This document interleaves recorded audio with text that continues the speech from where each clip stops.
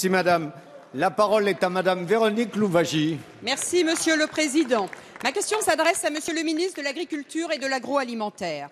Les modalités des aides de l'Union européenne à la politique agricole commune rencontrent de très nombreux changements cette année. La date pour le dépôt des déclarations, fixée au 15 mai, vient d'être modifiée au 9 juin. Afin d'assurer la cohérence des déclarations PAC, vous avez, certes, annoncé la mise en place de comités de suivi dans chaque département sous l'égide des préfets. Cependant, c'est encore plus de complexité pour nos exploitants. Par exemple, les modalités de déclaration des haies posent de vraies difficultés, notamment en Normandie.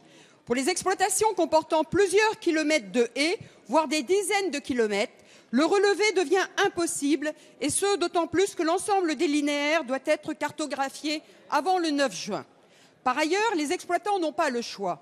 Ils doivent mentionner et référencer l'ensemble des haies de leur exploitation, y compris pour les locataires, celles dont ils ne sont pas propriétaires. C'est également encore et toujours des interrogations sans réponse pour nos agriculteurs.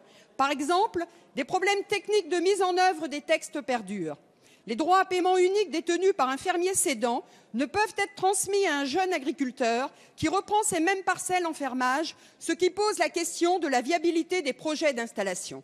Également pour les GAEC, l'absence de circulaire permettant de ne pas être pénalisé par la notion de distorsion de concurrence est vivement regrettée par la profession agricole. Monsieur le ministre, ce grand brouillard réglementaire provoque une réelle angoisse dans les territoires ruraux. Aussi, j'ai deux questions, monsieur le ministre. La première, est-ce qu'un cadre clair, un cadre précis et un cadre applicable à toutes les déclarations PAC peut être établi et rendu public avant la date de dépôt des premières déclarations le 27 avril prochain? Et la seconde, pouvez-vous rendre la réglementation plus simple et plus souple pour la rendre intelligente et acceptable?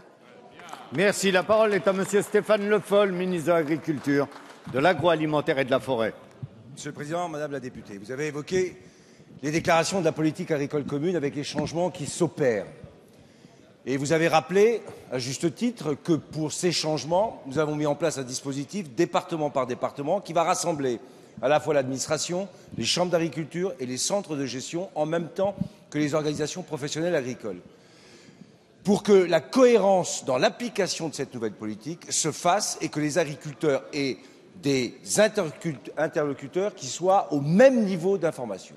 Ça se mettra en place dès la fin de ce mois et sur tous les sujets techniques qui sont posés, nous apporterons les réponses techniques pour que les déclarations se fassent avec le retard que vous avez évoqué. Pourquoi ce retard? Je vous rappellerai quand même que pendant 6 mois l'an dernier, en 2014, nous avons eu à subir l'apurement européen pour des aides qui avaient été versées entre 2006, 2008, 2012.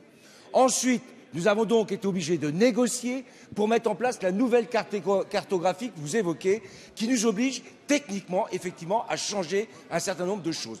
Les agriculteurs, avec les comités d'appui, seront aidés et soutenus pour réussir leur déclaration. J'ai parfaitement mesuré les difficultés. Et sur la question des haies, je voudrais vous rappeler une chose. C'était où on intégrait dans les surfaces primables ou on ne les intégrait pas. Le choix qui m'a été demandé, et il est juste, c'est d'intégrer les haies dans les surfaces primables. À partir de ce moment-là, on est obligé de les définir. C'est ce que nous allons faire avec cohérence, sérénité et détermination. Merci.